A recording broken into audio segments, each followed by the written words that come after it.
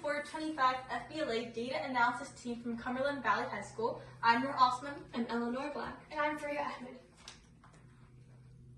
This is the table of contents, which is divided into three sections. Our first is the issue, which we will be discussing the poor air quality in New York caused by wildfires in Canada.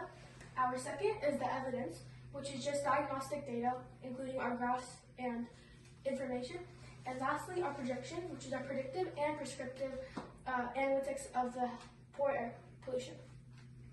First off, we will start with the factors. All of our data had been collected in New York City, yet the factor, the thing that we were collecting data from, happened well over 1,700 miles away in Canada. The wildfires happened during a 15-year period, 2008 to 2023, and that is when our data was collected. Over 50% of the wildfires have been man-made, nearly half of that being from burning debris or campfires left from uneducated, thus irresponsible people. But that was in Canada. The chemicals and air pollutants traveled all the way from Canada to New York City, aggravating civilians and their day-to-day lives by causing health issues and other terrible commodities. So our issue, we as data analysts were asked to give our input on the wildfires from Canada, which led to various particles, pollutants, liquids, gases found in the air in New York City. So these pollutants had a great impact on the population in New York City, leading to many health issues to the residents living there. Over here is a pie chart of our top pollutions. So we have the fine particles and nitrogen dioxide being our top two, each with 32.8%. Next we have ozone with 11.7%. Then we have asthma emergencies and annual vehicle traveled with 8% and 5.3% respectively. Then boiler emissions with 1.6%, respiratory hospitalizations with 1.5%, and deaths due to PM2.5 or fine particles with 1.3%. Now fine particles, nitrogen dioxide, ozone, and boiler emissions are all actual pollutants found in the air. Meanwhile, all the others are things that were just studied and used to collect our data. To further analyze the pie chart that was just shown, we decided to create a graph analyzing the nitrogen dioxide annual averages. On the bottom, we have the time periods from 2010 to 2022, and on the side, we have the average nitrogen dioxide levels in micrograms per cubic meter. As you can see, the graph is steadily declining and is projected to continue declining. We hypothesize that this is because of increased environmental awareness. Furthermore, we decided to analyze our ozone annual averages, which was the second most common pollutant. On the bottom, we have, again, the time period from 2005 to 2019. On the side, we have the average ozone rates per 100,000 individuals. So these first three bars do not appear to have that much of a significant decrease, but as you go along from 2015 to 2019, there is a significant decrease visualized by the trend line. Next, we're going to talk about the 5 boroughs of New York City and how they've been affected. First, we'll start with Manhattan, the most affected borough with over 110,000 units of pollution.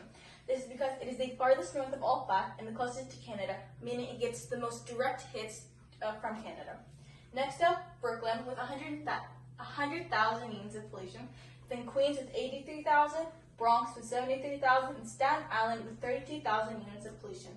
Now there's a really big difference between Bronx and Staten Island because Staten Island is much farther south than the rest, and it has coverage from other land in front of it, meaning it doesn't get as much of a hit from the Canada fires as the others. So now we are going to talk about our short-term solution for specifically nitrogen dioxide emissions. Most successful at absorbing nitrogen dioxide and also best used indoors, this type of filter is a great solution for one of the most frequently appearing pollutions in New York. The activated carbon filter are a suitable option for air purification, especially with nitrogen dioxide, as it is mentioned and shown by many studies and supported by the EPA, which is the Environmental Protection Agency. That's fine. Continuing, as we mentioned before, the purificator is mainly used indoors, as it was mentioned by a research paper that is internationally quarterly scientific journal called NEPT, and they specifically said that it's portable and can easily fit into windows. This is our recommendation for only one of the most and highest frequently appearing pollutants, nitrogen dioxide, since the activated carbon filter only works for that, but it can also absorb different types of pollution. And this is an example of the activated carbon filter. And